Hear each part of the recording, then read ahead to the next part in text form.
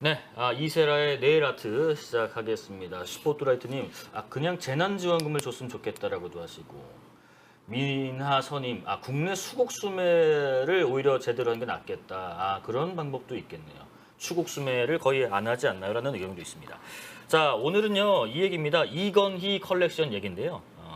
지난해 고 이건희 삼성 회장이 수집한 미술 작품 23,000여 점 국가에 기증을 했었죠. 1년 정도가 지났는데도 여전히 관심이 크다고 해서 요 얘기를 오늘 좀 같이 나눠볼까 합니다. 이세라 작가의 네일 아트입니다. 안녕하십니까? 안녕하세요. 이건희 컬렉션 참 제가 이제 기자다 보니까 말은 많이 하는데 네. 이걸 무슨 작품이 있는지 어딜 가야 볼 수 있는지 또 이게 왜 가치가 있는지 사실 하나도 모르긴 해요. 근데 이게 역시 이건희 회장이 갖고 있었기 때문에 화제인 거겠죠. 네. 이제 소장자 네. 자체가 워낙 이제 관심을 많이 받는 분이기 때문에 네. 화제가 되는 면도 있지만 네. 그것보다도요. 네. 일단 가장 좀 표면적으로는 그 컬렉션의 양과 질이 정말 참 놀라운 수준이라는 데 있지 않을까 싶어요. 네. 사실 삼성가가 워낙 미술과 친숙하다는 거는 많은 분들이 알고 계실 것 예, 같거든요. 리움 미술관도 라움인가요? 그렇죠. 리움 맞죠? 네, 라움은 죄송합니다. 예식장이죠. 네, 맞습니다. 그러네요. 죄송합니다. 네, 리움. 네. 네. 선대인 이병철 회장부터 미술품 컬렉팅을 시작을 해서 네. 호암미술관, 리움미술관을 건립을 했었죠. 네.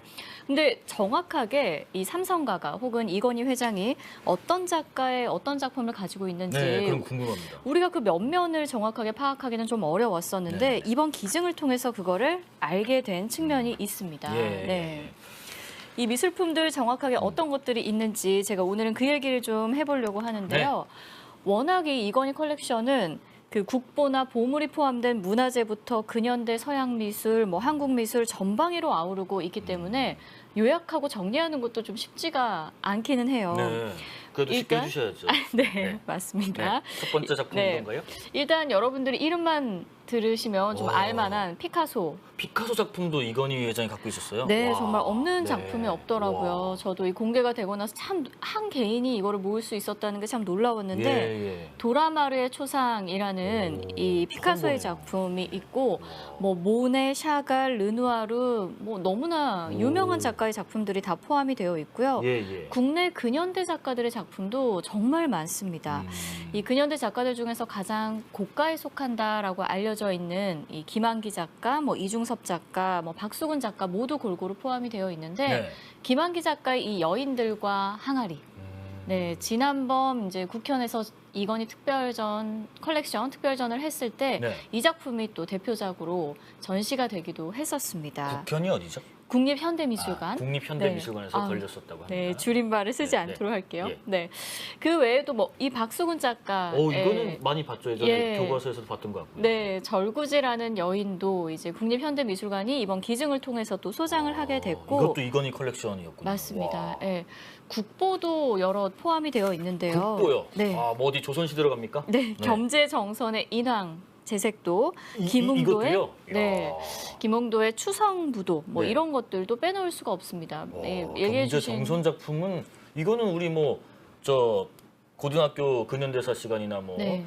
국사 시간에 많이 봤던. 그렇죠. 정말 교과서에서만 보던 예. 이런 작품을 이번 기증을 통해서 이제 우리가 볼 수 있게 됐습니다. 이거는 진짜 가서 한번 보고 싶습니다. 네. 자, 또 준비하신 그림이 있으신가요? 네. 근데 이런 질문도 또 하시는 분도 네. 있어요. 비싸고 좋은 작품, 유명 작가의 작품을 많이 기증을 했다고 해서 그것만으로 의미가 있다라고 볼 수 있느냐 이런 이야기도 또 하시는데 사실 이건희 컬렉션의 이 의의는 한 재벌의 통 큰 기부 네. 이것만은 아니고 그 이상의 의미가 있다라고 보여지는 게 있거든요. 예. 제가 질문을 하나 하겠습니다. 예. 김영준 기자 혹시 우리나라의 연간 이 미술품 구입 예산이 네. 얼마인지 혹시 알고 계시나요? 전혀 모르겠는데요. 감도 안 잡히는데 감도 보기도 안 없나요? 잡히는데. 그래도 한 몇백억대 되지 않을까요? 몇백억대. 네. 상당히 아니 국가가 사는 거니까 좀 그 정도는 되지 않나 싶어요. 그렇죠. 네. 이제 우리가 생각할 네. 때는 그래도 그 정도는 되지 않을까 싶은데요. 우리나라의 연간 미술품 예산 구입 그 예산은요. 90억 원이 채 되지 90억 않는다라고 원. 합니다. 이것도 물론 큰 돈이지만은 그렇죠. 뭐, 예, 네. 워낙에 뭐 억대 작품들을 우리가 많이 봐왔기 때문에 맞습니다. 90억 정도군요. 네, 또 이 90억 원을 한 기관이 다 몰아서 쓸 수 있는 것도 아니고 여러 기관이랑 좀 쪼개서 써야 되잖아요. 네. 그런 것들을 생각하면은 더 낮아지는 거죠, 이 그렇겠네요. 금액이. 90억 원 규모면. 네, 서민아님이 질문을 하시네. 국보를 왜 개인이 가지고 있었나 하시고, 둥글레님은 고미술 재테크였다는 거지라는 의견을 주시고요. 네, 국보를 네. 개인이 소장할 수는 있는 거니까요. 그렇군요. 네, 네. 그러면은 제가 질문을 하나만 더 좀 해보겠습니다. 네네네. 지금 이 스크린에 나와 있는 이 작품은 혹시 얼마일 것 같으세요? 잘은 모르지만 이름이 모네라서 되게 네. 비쌀 것 같은데. 그렇죠. 뭐 이것도 한 몇십억 하지 않을까요? 몇십억 네. 정도, 그렇죠. 뭐 이번 이건희 컬렉션에 포함되어 있던 모네의 수련이 있는 연못이라는 작품인데요. 예. 이 작품이 상당히 좀 화제가 됐었던 게 네. 우리나라가 국가 차원에서 소유를 하게 된 최초의 모네 수련 연작이기도 해서 좀 화제가 됐었습니다. 우리나라의 첫 갖고 있는 작품이에요. 수련 연작이 되는 거죠. 네. 예. 참 뭐 이웃인 일본만 해도 네. 이 모네 수련 연작을 소장을 하고 있고 이제 우리가 볼 수가 있는데 국민들이 우리나라는 이제 그런 기회가 좀 없었어요. 빌려오지 않는 이상. 예. 근데 이번에 최초로 소장을 하게 됐었는데 예. 이 작품을 이건희 회장이 얼마에 샀는지는 우리가 알 수 없지만 이 작품과 크기나 뭐 제작 시기가 비슷한 수련 연작이 작년에 네. 뉴욕의 소더비 경매에서 한화로 약 800억 원. 800억이요? 네. 요거랑 비슷한 네. 크기의 비슷한 모네. 크기, 비슷한 시기. 와. 그래서 우리도 아마 이제 저 작품을 경매에 내놓는다면 그 정도 가격이 되지 않겠느냐라고 와, 좀 우리 국가가 아까 90억 정도 예산을 갖고 있는 거에 지금 공이 하나 더 붙네요. 그렇죠. 와, 네. 한 작품에. 네. 대단합니다. 그래서 만약에 우리가 국가 차원에서 모네의 작품 한 점을 구입을 하려면 네. 국립현대미술관의 기준으로는 연간 예산을 한 이제 17년 정도를 모아야지 저 작품을 살 수 있거든요. 17년 할부로 사야 되네요. 네. 와. 네, 국립현대미술관의 연간 작품 구입 예산이 중앙일보에 따르면 약 48억 원 정도니까요. 17년 정도를 모아야 이제 저 예. 작품 하나를 사는 거죠. 지나가는 이님께서 이세라 작가님 이건희 컬렉션은 어디서 볼 수 있어요 하시는데 이따가 알려주실 거죠? 네, 조금만 좀 이따가 기다리시면 제가 또 알려주신다고 하니까 알려드리겠습니다. 조금만 기다려주세요. 네, 네. 800억 물음표 3개. 네. 엄청 또 놀라시네요. 네, 계속해 주시죠. 네. 사실은 제가 이렇게 모네의 작품, 외국 네. 작가의 작품을 예로 들었지만 우리 국내 작품들도 마찬가지예요. 이건희 컬렉션 중에 있어요? 네, 네. 작년에 이 기증이 이루어지고 난 뒤에 국립현대미술관 학예사들이요 한 일간지와의 인터뷰에서 이런 이야기를 했다고 합니다. 네. 창피하지만 그동안 국립현대미술관에는 반드시 있어야 할 작품들이 사실은 없었다. 반드시 있어야 할 작품들이 네. 뭐 예를 들면 뭔가요? 우리나라를 대표하는 미술관이기 때문에 우리나라를 대표하는 대표 작가들의 대표작 정도는 가지고 있어야지 없어요? 되는데 오. 그동안은 없었다라는 아, 그래요? 거죠. 뭐 예를 들자면 우리의 뭐 국민화가라고 할 수 있는 네. 이중섭 작가의 소, 예. 네, 소를 그린 그림 뭐 이런 것들도 한 점도 없었고요. 아, 그래요? 네. 김한기 예. 작가의 점화 역시도 한 점도 없었다라는 거죠. 이야, 네, 국립현대미술관이에요. 네. 네, 이런 것들을 이제 기증을 통해서 비로소 우리나라 이번에 갖게 된 미술관도 건가요? 갖게 된 겁니다. 네. 김민영님 800억이면 손흥민 몸값. 네. 네. 릴라디프님 모네 그림 참 좋죠 하시고 아나로그님 국립박물관인가 기부했을까 국립현대미술관이라고 합니다. 네, 국립현대미술관과 국립중앙박물관에도 중앙박물관. 네, 많이 기증을 했습니다. 예. 네. 근데 뭐 이렇게 얘기를 좀 드리면 네. 사실 이번에 이제 우리가 갖게 됐다 이렇게 되니까는 좀 기쁜 일이기도 하지만 약간 좀 씁쓸하기도 하고 안타깝기도 하고 뭐 그러니까 이런데 뭐 좋은 건 좀 같이 보면 좋은데 네. 어떤 분도 지금 그러시더라고요. 그림을 꼭 소유해야 하나라고 하시네요. 네네. 그렇죠. 이제 컬렉터들의 심리는 뭐 여러 가지가 있겠지만 사실 이번 기증을 통해서 우리가 알 수 있는 거는 어쨌든 어떤 마음으로 이제 이건희 회장이 컬렉팅을 시작을 했든 그 소유에서 우리가 모두의 소유로 이제 바뀌게 됐다라는 데 좀 의의가 있지 않나 싶고요. 예. 또 이번 기증을 통해서는 수도권뿐만 아니라 지역 미술관도 아. 혜택을 좀 상당히 자, 받습니다. 여러분 아까 그분 누구시죠? 지금부터 잘 들어보세요. 이건희 컬렉션을 지역에서도 볼 수 있는 네. 작품이 일부 있다고 합니다. 네, 어디에 맞습니다. 뭐가 있는지요? 네, 네. 뭐 한 총 100여 점 정도의 작품이 5군데 미술관에 갔는데요. 네. 전남 도립미술관, 뭐 이중섭 미술관, 강원도 양구에 있는 박수근 미술관 뭐 등지에 이제 흩어지게 됐습니다. 예. 저는 좀 이제 기억에 남는 게 지난주 네일아트 때 어떤 네. 분이 댓글로 확실히 좋은 전시는 수도권에 집중이 되어 있는 예, 것 같다. 그러셨었어요. 네, 이런 댓글을 좀 달아주셨거든요. 네. 그런 측면이 좀 있잖아요. 네. 그런 좀 안타까운 측면이 있는데 네. 이번에 이건희 컬렉션 중에서 많은 작품들이 또 지역에 기증이 되면서 지역 미술관들이요 자기 지역을 대표하는 작가의 대표작들을 갖게 됐습니다. 오, 네. 이게 얘인가요? 네, 네네. 저 작품을 예로 들 수 있을 것 같은데 김한기 작가의 추상화예요. 이거는 김한기 작가가 전남 신안 출생이기 때문에 전남 도립미술관에 기증이 됐습니다. 아, 김환기 작가 무제. 네, 무제라는 작품이고 이인성 작가의 저 회화 작품도 이인성 작가의 고향은 대구거든요. 예. 네, 그래서 대구 미술관에 또 기증이 되기도 했습니다. 대구라서 사과를 그리셨는가 싶기도 하고요. 네, 네. 이상한 말이었습니다. 넘어가시죠. 네. 네. 그런데 이제 이렇게 뭐 여러 기관들이 네. 좋은 작품들, 양질의 작품들을 소장을 하게 됐는데 예. 근데 중요한 건 이거 같아요. 이제 과제가 뭐냐면요. 네. 이렇게 기증을 받은 기관들이 작품 관리는 물론이고 꾸준한 전시를 통해서 국민들에게 작품 감상의 기회를 많이 마련을 해주는 거. 그러게요. 그러니까 네. 기증을 받은 것까지는 좋은데 그거를 어떻게 어떤 식으로 어디에다 전시할 건지 뭐 이런 거 신경을 써야 될 포인트인 것 같습니다. 그렇죠. 그게 참 중요하거든요. 사실 뭐 기증받아서 이 미술관들이 수장고에만 곱게 모셔놓으면 의미가 없는 거잖아요. 그렇죠. 이게 이 전시가 무엇보다 굉장히 중요하다라는 생각이 듭니다. 예, KSH7011님. 사람이 밥만 먹고 사냐? 지성과 이지가 없는 사회가 어떻게 선진국을 할 수 있냐? 그래서 이런 미술품들도 좀 보러 다니는 것 같습니다. 맞습니다. 네, 계속 이어가 보겠습니다. 네, 기증 이후에 이루어지고 있는 전시들에 대해서 잠깐 소개를 좀 해드리면요. 일단 뭐 작년에 이 대구미술관에서 웰컴 홈, 웰컴 홈. 네, 상당히 이제 제목 전시명도 좀 의미심장한데 이 자기 지역의 작가들이 대구 미술관에 기증이 되면서 웰컴 홈이라는 전시를 열었었고요. 예. 서울에서도 꾸준히 지금 관련 전시가 진행 중에 이건희 있습니다. 컬렉션. 네, 지금 국립중앙박물관에서 올해 4월부터 해서 어느 수집가의 초대라는 전시가 이루어지고 있고 8월까지 진행이 되고요. 네. 그리고 오늘부터 바로 저 전시인데요. 오늘부터래요, 여러분들. 네, 네네. 이건희 컬렉션 특별전이 전시가 또 시작이 됩니다. 이중섭 작품이 네, 네. 이번 예. 전시는 이 이중섭 작가의 작품을 집중 조명하였는데요. 예. 작년에 이건희 회장의 유족 측에게 기증받은 이중섭의 작품 한 90여 점. 오, 맞네요. 네, 이랑 원래 국립현대미술관이 소장하고 있던 작품 10여 점을 예. 모아서 100여 점으로 구성이 됐다라고 해요. 현영태님, 하늘 날아갈 때 다 두고 간다라고 하시네요. 네. 그렇게 생각할 수도 있겠네요. 네, 네, 네. 그러면 우리가 오늘부터 국립현대미술관에서 이건희 컬렉션 특별전 특히 이중섭 작가의 작품이 이제 전시가 된다고 하는데 시작된다고 하는데 사실 좀 알고 가면 네, 네. 가서 이제 같이 간 분들한테 약간 좀 젠체도 할 수 있고 네.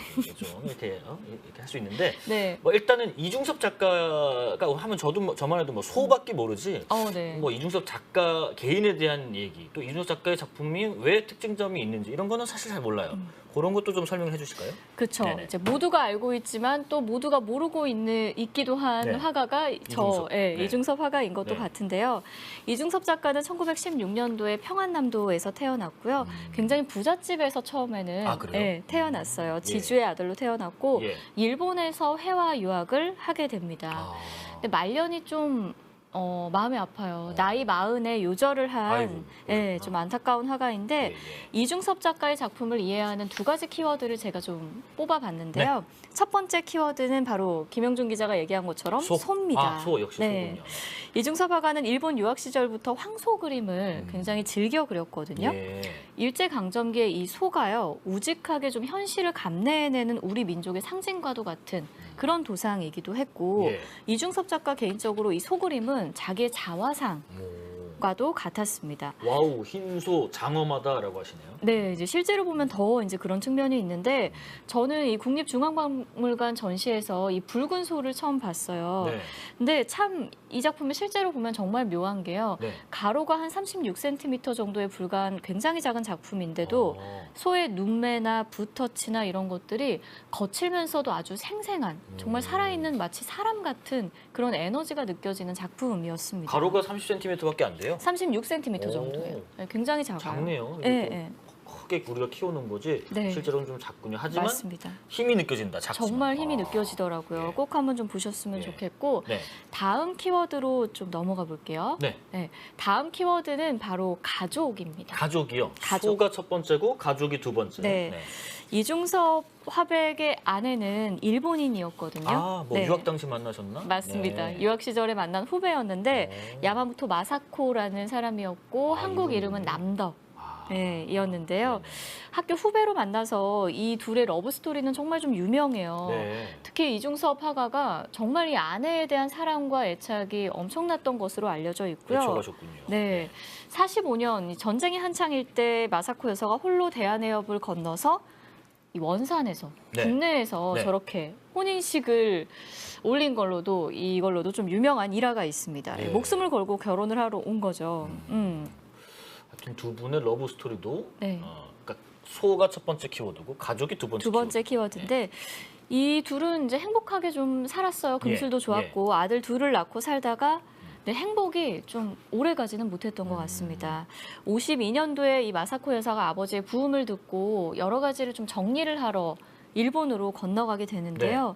이 시기부터 이제 이중섭 작가의 그림은 온통 가족에 대한 그리움으로 채워지게 됩니다. 이것도 이중섭 작가 그림이에요? 네, 현해탄이라는 작품인데 앞서 소를 그린 것하고는 느낌이 좀 많이 아예 다르죠. 다른 사람이 그린 네, 네. 그림 같기도 해요. 네, 이 저 배에 혼자 타 있는 게 이제 작가이고 예. 저 위에 그려져 있는 게 마사코 여사와 두 아들인데요. 네. 이제 가족들을 두고 혼자 현해탄을 건너오는, 네. 예, 그러니까 떨어져 있는 그런 자기의 모습을 좀 그린 그림이에요. 이렇게 듣고 보니까 그렇게 또 보이네요. 네.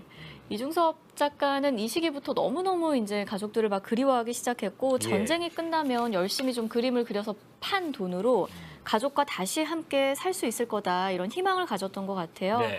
근데 55년도에 개인전이 굉장한 좀 실패로 끝나게 되니까 심하게 절망을 하게 됩니다. 예.